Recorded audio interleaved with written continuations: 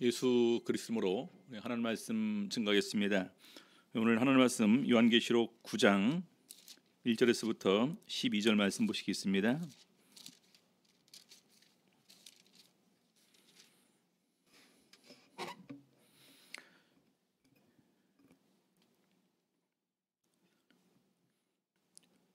요한계시록 9장 먼저 우리 1절에서부터 5절까지 먼저 읽겠습니다.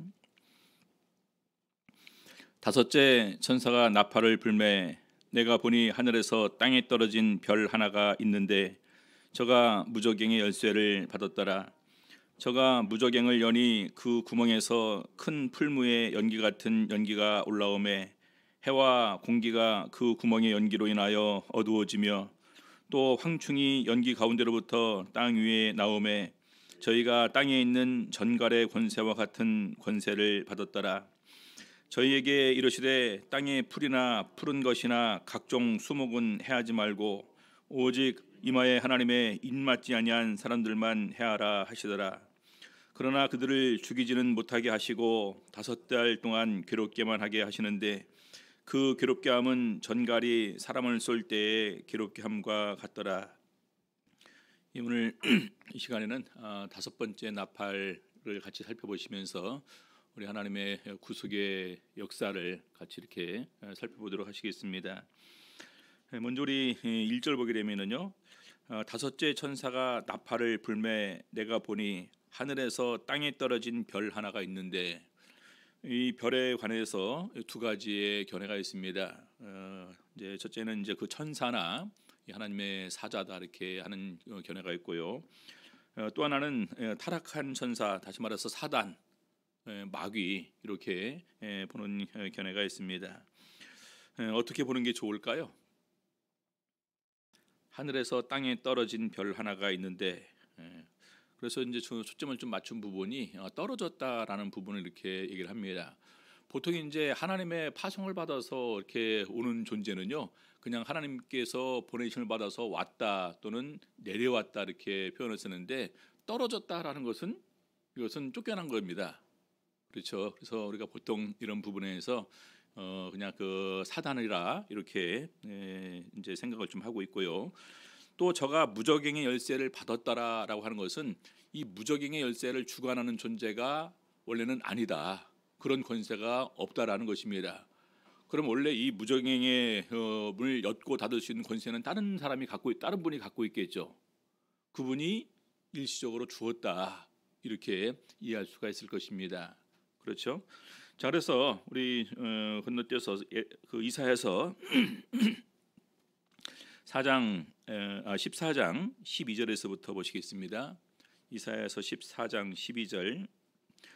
너 아침의 아들 계명성이여 어찌 그리 하늘에서 떨어졌으며 너 열국을 엎은 자여 어찌 그리 땅에 찍혔는고 네가 네 마음에 이르기를 내가 하늘에 올라 하나님의 뭇별 위에 나의 보좌를 높이리라. 내가 북극지폐의 산 위에 좌정하리라. 가장 높은 구름에 올라 지극히 높은 자와 비기리라 하도다. 그러나 이제 네가 음부 곧 구덩이의 맨 밑에 빠치우리로다. 어느 존재가 감히 이 하나님과 비교하겠다 이렇게 얘기할 수 있는 존재가 과연 어디 있을까요? 그래서 우리가 영적으로 보게 되면은 이 하나님을 대적한 사단 외에는 이런 존재가 있을 수가 없다. 그래서 영적 전쟁에서 결과적으로 이 하나님께 이제 그 패할 수밖에 없겠죠. 패하고 이제 땅으로 내쫓아진 떨어진 존재로 이렇게 얘기를 합니다. 자, 누가복음 10장 18절에서도 예수님께서 이렇게 말씀을 하셨습니다. 예수께서 이르시되 사단이 하늘로서 번개같이 떨어지는 것을 내가 보았노라. 그래서 제일 첫 번째로 이 하늘에서 떨어진 땅에 떨어진 별 하나는 바로 이제 우리가 이제 그 사단 또는 마귀 또 아니면 또 이제 그 먼저 그 부하 추종자로 이렇게 생각을 할 수가 있겠죠. 근데 저가 무저갱의 열쇠를 받았더라. 근데 중요한 것은 음부의 또 천국의 열쇠를 갖고 열고 닫을 수 있는 권세는 예수님 외에는 없습니다. 하나님께서 그 권세를 예수님께서 주셨습니다. 그럼 이건 뭐냐? 잠시 동안 그에게 이것을 허락해 주었다라는 것입니다. 예를 들면은요, 우리 성경에 이제 그 욥에 관한 얘기가 나옵니다. 욥이 이렇게 이제 이제 하나님께서 인정을 하죠. 네가 동방에서 내 종 욥을 유해해서 보았냐? 그와 같이 순전하고 정직하여 하나님을 경외하면서 악에서 떠나니가 세상에 아주 없느니라. 그렇죠? 그러니까 이제 사단이 하나님께서 울타리를 쳐고 보호해 주시고 그에게 수많은 어떤 은혜를 주시고 그러시니까 그런 것 아닙니까? 그럼 내가 허락할 테니까 욥의 생명은 건드리지 말고 다 임으로 해봐라. 그래서 어느 순간에 자녀들 10명이 다 죽게 되고 또 재물이 싹 다 날아가는 것처럼 이렇게 날아가 버립니다. 그렇죠? 그래도 욥이 또 이제 그런 부분에서 주신 자도 여호와시고 취하신 자도 여호와시다라는 부분을 얘기를 하면서 믿음을 버리지를 않습니다. 그러니까 이제 또 사단이 와서 또 얘기를 하죠. 이제 네가 그래도에도 불구하고 욥이 이렇게 변하지 않지 않냐. 그러니까 사단이 아닙니다. 그가 자기 몸에 직접 이렇게 해를 받으면 또 변할 수 있지 않습니까? 그러면 생명 외에는 건드리지 말고 나머지는 임의대로 하라 이렇게 얘기를 합니다.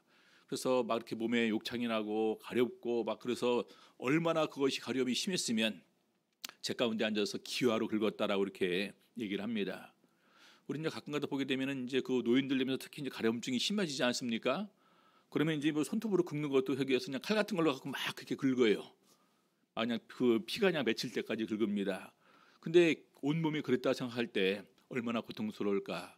근데 그럼에도 불구하고 욥은 끝까지 하나님에 대한 자기의 신앙을 버리지 않았음을 알고 있습니다.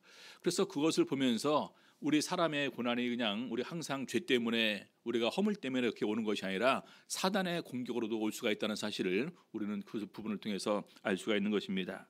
아무튼 바로 하나님께서 사단에게 그렇게 욥을 공격할 수 있는 권세를 잠깐 주는 것처럼 잠깐 무저갱의 열쇠를 그에게 허락하는 것이다. 이렇게 이해를 할 수가 있습니다. 이제 무저갱은 말 그대로 이제 그 밑에 그냥 그 끝이 없는 이 구덩이라고 이렇게 볼 수가 있고요. 요한계시록 3장 1장 18절 보시겠습니다. 요한계시록 1장 18절 곧 산자라 내가 전에 죽었었노라 볼지어다 이제 세세토록 살아있어 사망과 음부의 열쇠를 가졌느니 세세토록 살아있어서 사망과 음부의 열쇠를 가졌다. 이것은 바로 예수 그리스도께서 이 열쇠를 가지고 주관하는 분으로 자기를 이렇게 소개하는 것입니다. 자, 그러면서 또 우리 요한계시록 3장 7절에도 이렇게 기록되어 있습니다. 빌라델비아 교회의 사자에게 편지하기를 거룩하고 신실하사 다윗의 열쇠를 가지시니 곧 열면 닫을 사람이 없고 닫으면 열 사람이 없는 그이가 가라사대. 이것은 바로 이 천국의 열쇠를 말하는 것입니다. 그래서 직접적으로 그 문을 딱 마지막에 열고 닫을 수 있는 권세는 우리 예수님께 있음을 이렇게 말씀하시고 있습니다. 자, 그래서 아무튼 이 무저갱의 열쇠는 그럼 원래 누구 소관이냐? 이것도 역시 예수님의 권한이 있는 것입니다. 근데 잠깐 이걸 갖다가 이렇게 허락을 해 주었다. 이걸 할 수 있는 거죠. 자, 그래서 저가 9장 다시 요한계시록 9장 2절로 와서 보니까요. 저가 무저갱을 여니 보니까 무저갱을 여는 순간에 세 가지의 일이 이렇게 발생을 합니다. 첫 번째는요. 그 구멍에서 큰 풀무의 연기 같은 연기가 올라오매 얼마나 많이 이렇게 연기가 올라왔는지 두 번째로 보니까 해와 공기가 그 구멍의 연기로 인하여 어두워지며 아마 이제 우리 저희가 한국에 살면서 이 그 공기 때문에 어두워지는 걸 체험해 보셨죠? 미세먼지 엄청 그 할 때는 우리 완전 하늘이 잿빛 하늘이 되지 않습니까? 그래서 마치 이렇게 죽은 유령의 도시와 같은 이런 그런 모습을 볼 때가 이렇게 있습니다. 그것보다 더 심할 정도로 이렇게 어두워졌다 얘기를 하고 있습니다. 자, 그다음에 세 번째로 보니까요. 또 황충이 연기 가운데로부터 땅 위에 나오매라고 되어 있습니다. 황충이 연기 가운데로부터 땅 위에 나왔다. 이 황충의 원래 뜻은요 메뚜기입니다. 황충, 뭐 팥종이, 먼저 이런 늪 이런 부분을 이렇게 요엘서에 표현하면서 메뚜기의 다른 그런 개체로 이렇게 소개를 하는데 아무튼 황충이 연기 가운데로부터 땅 위에 나왔음을 얘기를 하고 있습니다. 자, 그래서 이 해와 공기가 어두워지는 이런 부분을 우리 요엘서에서는 마지막 때의 징조로 이렇게 미리 예언을 하고 있습니다. 요엘서 2장 28절에서부터 31절까지 보시면은요. 그 후에 내가 내 신을 만민에게 부어주리니, 이 하나님의 구속 계획의 어느 그 시점에 하나님의 신, 다시 말해서 성령을 우리에게 부어 주신다라는 것입니다. 그러면서 계속해서 이제 바로 일어날 일들을 얘기를 하고 있는데요. 30절에 보니까요. 내가 이적을 하늘과 땅에 베풀리니 곧 피와 불과 연기 기둥이라. 이 피와 불과 연기 기둥, 이것이 나타나는 것은요, 적어도 하나님께서 성령을 부어 주신 다음에 일어나는 일이다라는 것입니다. 자, 그래서 여호와의 크고 두려운 날이 이르기 전에 해가 어두워지고 달이 핏빛같이 변하려니와, 더 나아가서 여호와의 날, 심판의 날, 재림의 날이 임하게 될 때에는 해와 그다음에 이제 달이 핏빛같이 변할 것을 이렇게 얘기를 하고 있습니다. 자, 그래서 바로 그런 징조로서 무저갱을 열었을 때 이런 세 가지의 징조가 있을 것을 얘기를 하고 있는데, 바로 이것은 이미 하나님께서 요엘 선지자를 통해서 말씀하신 것처럼 마지막 때에 이런 일이 있을 것을 이렇게 증거하고 있는 것입니다. 자, 그러면서 계속해서 이 황충에게 이 권세를 허락을 하는데요. 9장 3절 보시겠습니다. 또 황충이 연기 가운데로부터 땅 위에 나오매 첫 번째로 저희가 땅에 있는 전갈의 권세와 같은 권세를 받았더라. 우리 성도님들 분명히 아는 바는 황충과 이 전갈은 완전히 다른 종류입니다. 이 황충에 쏘여서 죽은 사람 보셨습니까? 황충에 물려서 죽은 사람 있습니까? 없겠죠. 그렇죠. 근데 전갈에 쏘여서 죽은 사람은 있겠죠. 근데 이 황충이지만 전갈의 권세와 같은 권세를 받는다. 다시 말해서 이 황충으로 인해서 이 수많은 사람이 죽게 될 수 있는 이런 그 권세를 그에게 부여한다라는 것입니다. 우리 성경에 보게 되면은 특별히 우리 그 하나님께서 이스라엘 백성들을 애굽에서 구원해내실 때 메뚜기 재앙이 있었습니다. 그렇죠? 몇 번째 재앙이었을까요? 8번째 재앙이었는데 8번째. 흑암, 그다음에 장자 이렇게 되는데 8번째 재앙. 그때 이제 그 유대 그 애굽에서 정말로 전무후무한 이 메뚜기 재앙이었다라고 이렇게 애굽의 역사에도 이것이 기록이 되어 있다고 합니다. 그리고 이제 요엘서도 역시 이렇게 요엘 선지자를 통해서 있었는데 이미 메뚜기 재앙이 한 번 또 우리 이스라엘 전역에 내린 것으로 이렇게 소개를 하고 있습니다. 요엘서 1장 3절 4절 보시겠습니다. 너희는 이 일을 너희 자녀에게 고하고 너희 자녀는 자기 자녀에게 고하고 그 자녀는 후 시대에 고할 것이니라. 팥종이가 남긴 것을 메뚜기가 먹고 메뚜기가 남긴 것을 느시 먹고 느시 남긴 것을 황충이 먹었도다. 그래서 완전히 이런 모든 식물들이 초토화되는 이런 재앙이 있었다라는 것입니다. 그래서 우리 사람이 절대로 하나님 앞에서 교만하면 안 된다라는 부분에 이런 교훈으로서 이것을 자녀에게 또 그 자녀에게 또 그 자녀에게 고해서 정말 우리가 하나님 앞에서 이렇게 그 방종하지 않을 것을, 하나님을 버리고 다른 신을 섬기지 않을 것을 이렇게 경고하는 것으로 전하라라는 것입니다. 자, 아무튼 그래서 이런 그 부분은 뭐냐면은 바로 메뚜기가 그렇게 했던 것처럼 바로 황충도 이 그 심지어는 그 사람을 쏘면 죽는 것처럼 이런 수많은 그런 재앙이 우리에게 있을 것을 이것을 통해서 얘기를 하고 있습니다. 그래서 이 수많은 황충의 때와 같이 또 전갈의 어떤 그런 그 쏘는 것처럼 우리를 갖다가 괴롭게 한다면 과연 누가 거기서 벗어날 수 있을까? 정말 고통스러운 그런 때가 임할 것을 얘기를 하고 있는 것입니다. 자, 그런데 놀라운 일이 있습니다. 9장 4절 보겠습니다. 저희에게 이르시되 땅의 풀이나 푸른 것이나 각종 수목은 해하지 말고 오직 이마에 하나님의 인맞지 아니한 사람들만 해하라 하시더라. 땅에 있는 전갈의 권세를 받았는데 누구만 해하라고요? 이마에 하나님의 인맞지 아니한 사람들만 해하라.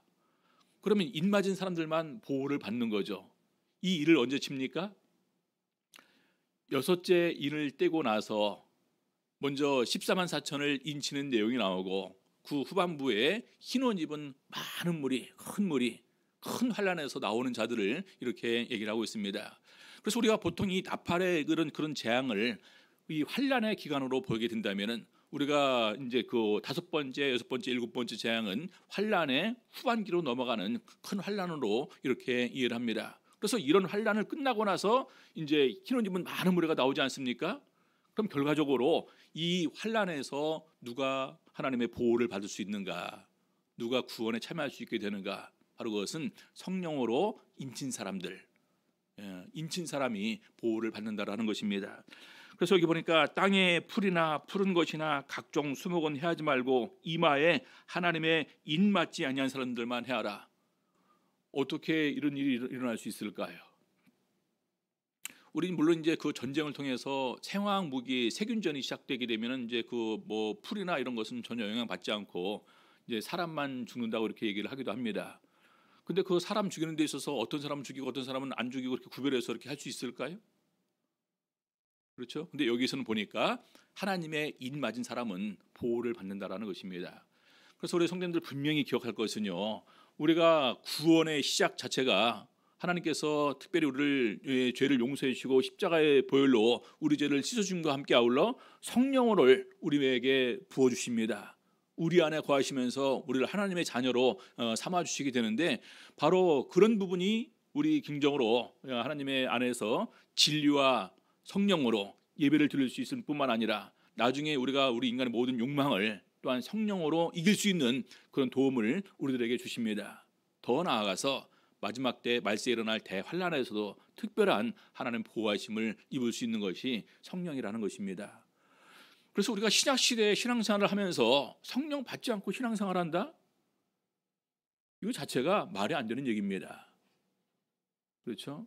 우리 예수님께서 요한복음 6장에서 썩는 양식을 위해서 일하지 말라 그러면서 나는 하나님의 아버지의 인친 자니라, 본인도 인맞은 분으로 이렇게 자기를 소개를 하고 있습니다. 그래서 많은 부분에 보게 되면 결과적으로 이 인친다라는 부분을 다른 부분에서 증거할 때 보게 되면 성령으로 인쳤다 이렇게 증거를 하고 있습니다.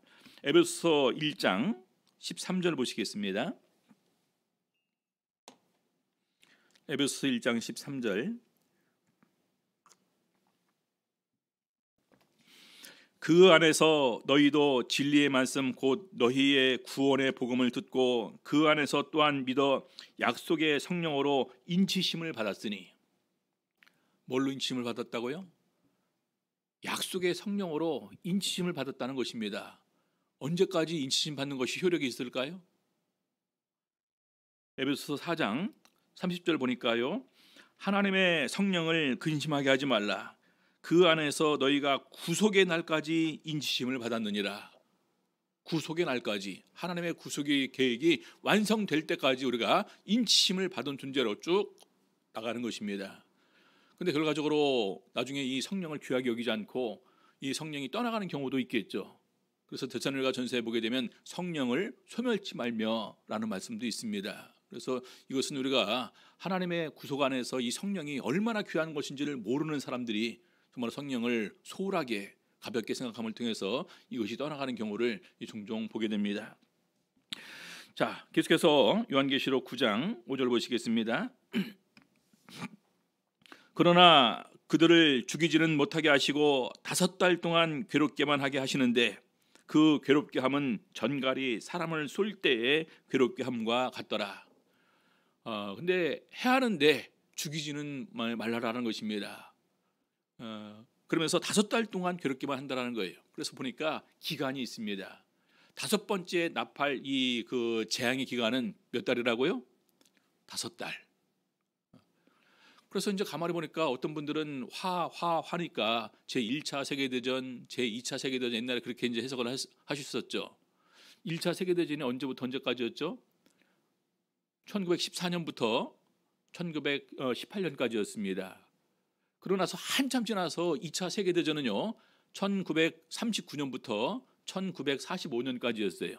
2차 세계대전은 잘 아시죠? 우리나라랑 연관이 돼 있으니까 45년에 이제 우리가 이제 광복을 하지 않았습니까? 자, 그래서 보니까 예전에는 그냥 화니까 전 세계적으로 이렇게 큰 환란이 있는 것은 제 1차, 2차, 3차 세계대전밖에 없다. 이렇게 쉽게 해석을 했었습니다. 그래서 어떤 분은 이런 성경을 근거로 해서 봐라. 이렇게 다 가지 않냐. 그러니까 앞으로 3차 세계대전 일어나면 우리 다 멸망한다. 이렇게 얘기를 했었습니다. 근데 자세히 보니까 그게 좀 이렇게 좀 억지스러운 해석이었다. 저번에 우리가 얘기를 할 때도 그냥 제일 먼저 첫 번째 나팔부터 네 번째 나팔 혹시 기억을 하시는지 모르겠습니다. 제일 첫 번째는 어디예요? 이제 잊어버려야지 제가 또 얘기하기가 좋죠. 제일 첫 번째는 땅에, 그 다음에 두 번째는 하늘에, 세 번째는 여러 강들과 물샘에, 네 번째는 하늘에 있는 것이었습니다. 그래서 이런 것이 이렇게 성취가 되려면 이와 비슷한 것은 전쟁일 수 있다. 그래서 조심스럽게 전쟁일 수도 있다라고 얘기했지만 이것이 완전히 전쟁을 우리가 의미한다고는 단정할 수 없는 부분이다. 이렇게 얘기를 했습니다. 그래서 마찬가지로 그래요.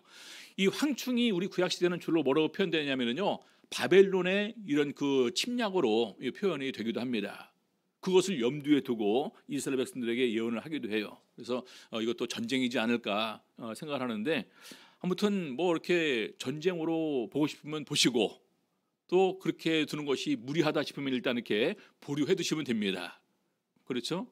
다음에 이제 이 시간이 지나면서 거기에 더욱더 확실한 이 해석이 이렇게 적용이 되다 보니까 어느 순간에는 예전에는 잘 몰랐던 이런 부분들이 시간이 지나면서 다시 이렇게 다른 해석으로 되는 것을 우리가 볼 수가 있습니다.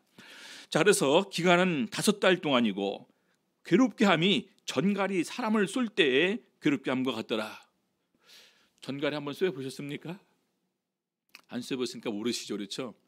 저는 전갈이랑 상대도 되지 않을 세치라는 그런 생선, 이제 바다 능포동에서는 이제 옆에 있는 이제 낚시대를 잠깐 사갖고 지원이를 데리고 슬리퍼를 신고 이렇게 이제 갔습니다.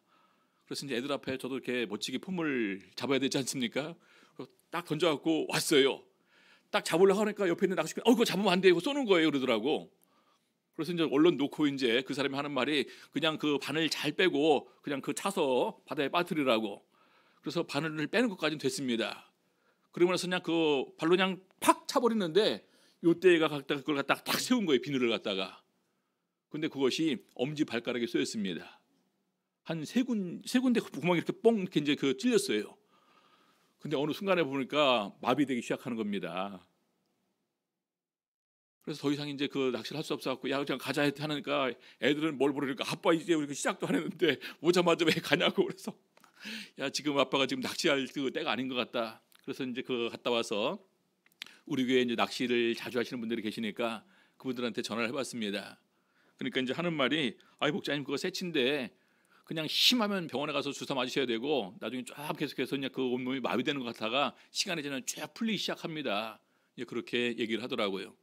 그러니까 정말로 한 여기까지 이렇게 막 올라오는 거예요, 마비 증세가. 그래서 병원에 갈까 말까 고민을 했던 적이 있었는데 좀 지나니까 괜찮더라고요. 근데 그런 독과는 비교가 되지 않는 게 전갈입니다. 전갈에 이렇게 쏘여서 심지어 죽는 경우도 많이 이렇게 있다고 하지 않습니까? 자, 그래서 그런 정도로 괴로운 이런 고통스러운 시간이 있을 것을 얘기를 합니다. 자, 그런데 보니까 죽이지는 못하게 하시고예요. 됐어요? 5절에 보니까 그들은 죽이지는 못하게 하시고 5달 동안 괴롭게만 하고요. 자, 그다음에 보니까 6절 보니까요. 그 날에는 사람들이 죽기를 구하여도 얻지 못하고 죽고 싶으나 죽음이 저희를 피하리로다. 얼마나 이것이 고통스러웠으면 그냥 차라리 우리가 죽었으면 좋겠다라고 할 정도라는 것입니다. 그렇죠? 저도 이게 통풍이 이제 밤에 이렇게 꼭 밤에 아프기 시작합니다. 새벽 11시부터 새벽 한 3시 사이에 이렇게 그렇게가 제일 아프거든요. 그럼 여기나 이렇게 이제 막 이렇게 빨갛게 변하면서 막 엄청 쑤실 때가 있습니다. 그러면 그때 어떤 생각이 드냐면 여기가 이렇게 아프면은요, 여기부터 딱 끊어서 없었으면 좋겠다랄 정도로 아파요. 계속 밤새도록 시달립니다. 자, 그런데 이 사람들 그런 정도가 아니거든요. 조금 신체 일부분 이런 것이 아니에요. 얼마나 그것이 고통스러우면 그냥 차라리 그냥 죽었으면 좋겠다 이렇게 얘기를 한다는 것입니다. 그래서 이런 고통보다 더 심한 고통을 받는 곳이 어딘지 아십니까? 이런 고통보다 더 심한 고통을 받는 것이 지옥의 고통이다. 우리 예수님께서는 그렇게 표현하고 있습니다. 마가복음 9장 47절에서부터 49절. 만일 네 눈이 너를 범죄케 하거든 빼어버리라. 한 눈으로 하나님의 나라에 들어가는 것이 두 눈을 가지고 지옥에 던지는 것보다 나으니라. 여기 보니까 네 눈이 너를 범죄케 하거든 빼어버리라. 정말로 빼버리란 말입니까? 이것은 그 다음에 지옥의 고통이 그만큼 견디기 어려우니까 정말로 지옥에는 절대로 들어가지 말고 주님께서 예비하신 천국에 들어가기를 우리가 마음을 준비하라라는 것입니다. 그러면서 거기는 어떤 곳이냐? 48절 보니까요. 거기는 구더기도 죽지 않고 불도 꺼지지 아니하니라. 우리 구더기가 얼마나 작은 존재입니까? 그냥 불에 던지면 순식간에 그냥 다 타버리고 형체도 안 남을 것입니다. 근데 구더기도 죽지 않는데요. 계속 그 뜨거움의 고통을 받는다라는 것입니다. 그러면서 사람마다 불로써 소금치듯함을 받으리라. 엄청 뜨거운 곳에 있는데 우리가 뜨거운 철판에 소금 이렇게 떨어뜨리면 어떻게 됩니까? 소금이 탁탁탁 튀겠죠. 이렇게 마치 이제 그런 것처럼 우리 사람이 그 뜨거운 가운데서 고통받을 것을 얘기를 하기 때문에 절대로 지옥은 들어가지 말아야 될 것이라는 것입니다. 그래서 정말로 이렇게 죄를 짓지 않기 위해서 마음을 쓰고 항상 이렇게 준비를 할 것을 말하고 있는 것입니다. 자, 계속해서 우리 7절부터 10절까지는 그냥 황충의 모양인데 이것은 잠깐 그냥 보면서 이렇게 넘어가시면 될 것 같습니다. 자, 9장 7절 황충들의 모양은 전쟁을 위하여 예비한 말들 같고입니다. 말이 아닙니다. 그래서 이 같다라는 부분은 일단 이렇게 보이는 대로 이렇게 표현하는 것입니다. 전쟁을 위해서 예비한 말들 굉장히 힘 있고 질서 정연하게 이렇게 다 준비된 이런 부분들이겠죠. 머리에는 금 면류관 비슷한 것을 썼으며 금 면류관이 아닙니다. 금 면류관 비슷한 것. 그래서 이들에게도 역시 권세를 이렇게 받은 것이고 또 나름대로 어떤 그 조직이 있고 또 조직을 이끄는 이런 통치의 권세가 있는 것을 얘기를 하고 있습니다. 자, 그다음에 그 얼굴은 사람의 얼굴 같고 사람은 지혜를 상징하는 것 때문에 이들도 나름대로의 어떤 지혜를 가지고 우리 사람을 공격하는 부분을 얘기를 한 거고요. 여자의 머리털 같은 머리털이 있고 그리고 역시 이제 그 어떤 그런 매력적인 존재로서 이들이 또 우리를 미혹하고 현혹하기도 하고요. 그 위는 사자의 이 같으며 사자의 이는 이 강함의 상징이지 않습니까? 무엇인지 씹어서 다 부숴뜨리는 것을 얘기를 하는데 그만큼 파괴력이 있는 것을 얘기를 합니다. 철 흉갑 같은 흉갑이 있고 이 흉갑은 가슴에 차는 가슴을 방어하는 것인데 반대로 이 황충을 물리치기 위해서 우리가 많은 이런 공격을 한다 할지라도 그 황충을 물리치기가 쉽지 않다라는 것입니다. 그 날개들의 소리는 병거와 많은 말들이 전장으로 달려 들어가는 소리 같으며 그래서 날개들의 소리는 이런 수많은 병거와 많은 말들이 전장으로 달려가는 소리 같다. 그만큼 이들의 위세가 참 그 대단하다라는 부분을 얘기를 하고 있습니다. 그다음에 정갈과 같은 꼬리와 쏘는 살이 있어. 메뚜기한테 꼬리가 있고 쏘는 살이 있답니다. 그래서 이 황충은 황충이지만 다른 종류의 또 그런 것을 의미한다. 그리고 꼬리에는 사람을 해하는 권세가 있더라. 사람을 해하는 권세가 있더라. 그래서 이 심지어는 이 그 꼬리를 통해서 이 사람을 공격하게 될 때 엄청나게 그런 극심한 고통에 시달리게 될 것을 이렇게 얘기를 하고 있습니다. 그래서 대환란 기간 동안의 이런 그 고통은 우리 인간이 감당하기에는 정말 상상을 초월하는 이런 환란과 고통이다. 그래서 이 기간이 이미 정해져 있는데 하나님께서 택하신 자들을 위해서 그 날을 감하실 것임을 이렇게 얘기를 하고 있습니다. 자, 계속해서 계시록 9장 11절입니다. 저희에게 임금이 있으니 무저갱의 사자라. 임금이 있으니 무저갱의 사자라. 가만히 보니까 아까 하늘에서 떨어진 별 하나가 무저갱의 열쇠를 가졌는데 라고 하는데 그것을 누구로 표현할까요? 천사로 보는 게 맞을까요? 사단으로 보는 게 맞을까요? 보니까 사단으로 보는 게 맞을 것 같습니다. 그래서 저희에게 임금이 있는데 그래서 그 황충을 이끄는 무리의 왕이 임금인데 바로 무저갱의 사자이면서 히브리음으로는 아바돈, 헬라음으로는 아볼루온이더라. 둘 다 파괴자라는 뜻이 있습니다. 파괴시키는 존재. 그래서 바로 이제 이 사탄의 속성에서 우리를 멸망시키고 파괴하기 위해서 황충을 가지고 우리를 공격하는 이런 존재로 이렇게 표현하고 있는 것입니다. 자, 그러면서 마지막 결론적으로 9장 12절 보니까요. 첫째 화는 지나갔으나 보라 아직도 이후에 화 둘이 있으리로다. 보니까 이 요한계시록 8장 13절에서 화가 세 번 있을 것인데 바로 이 화가 첫 번째 화가 다섯째 나팔이었음을 이렇게 해석을 해주고 있습니다. 그럼 자연스럽게 우리가 알 수 있는 것은 여섯 번째 나팔이 두 번째 화, 일곱 번째 나팔이 마지막 세 번째 화임을 우리는 알 수가 있는 것입니다. 그러면서 여기 보니까 아직도 이후에 화 둘이 있으리로다. 자, 그래서 가만히 보니까 우리가 하나님의 구속의 역사에 있어서 하나님께서 마지막 때에 성령을 부어 주실 것이다로부터 결과적으로 이런 모든 것이 이제 시작이 되고, 이 성령 부어심을 통해서 가장 중요한 것은요, 우리 육신에서 굳은 마음을 제하고 부드러운 마음을 줍니다. 그래서 우리가 일명 우리 마음이 좋은 땅이 되어서요, 말씀을 잘 흡수해서 말씀의 열매를 맺습니다. 그리고 그런 상황에서 우리가 말씀을 지켜 행할 수 있도록 도와주십니다. 그렇죠? 그것은 이미 에스겔서에 예언된 부분입니다. 그리고 예수님께서도 이 성령을 우리에게 부으심을 통해서 우리 안에 거하시면서 말씀을 생각나게 하실 것이다. 또 진리의 영이기 때문에 너희를 진리 가운데로 인도하실 것이다. 이렇게 얘기를 하고 있습니다.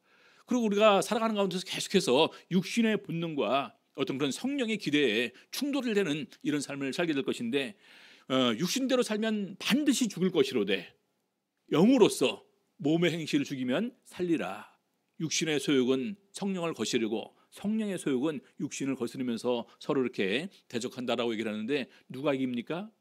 결과적으로 성령에 의지해야지만 이길 수 있다라는 것입니다. 그래서 기본적으로 새 마음을 주시는 분도 하나님이시고, 우리 마음을 부드럽게 해주시는 분도 하나님이시고, 말씀을 우리 마음에 심어주시는 분도 하나님이시고, 또 우리가 말씀을 지켜 행할 수 있도록 도와주시는 분도 하나님이십니다.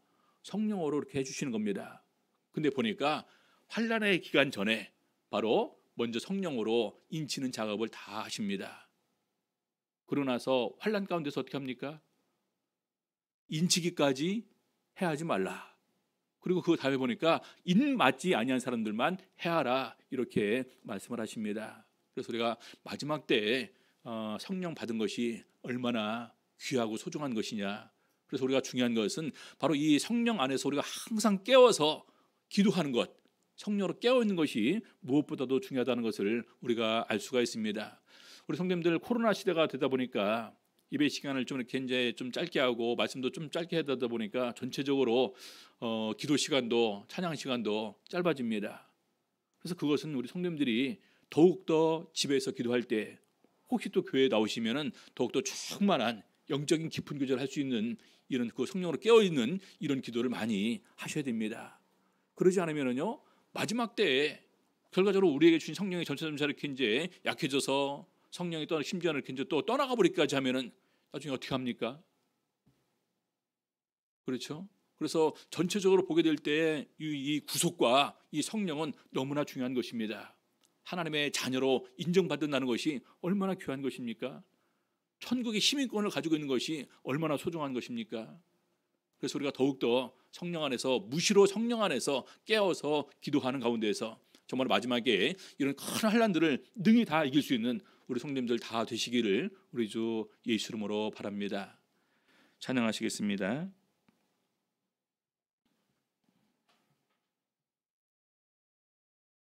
178장 찬양하시겠습니다.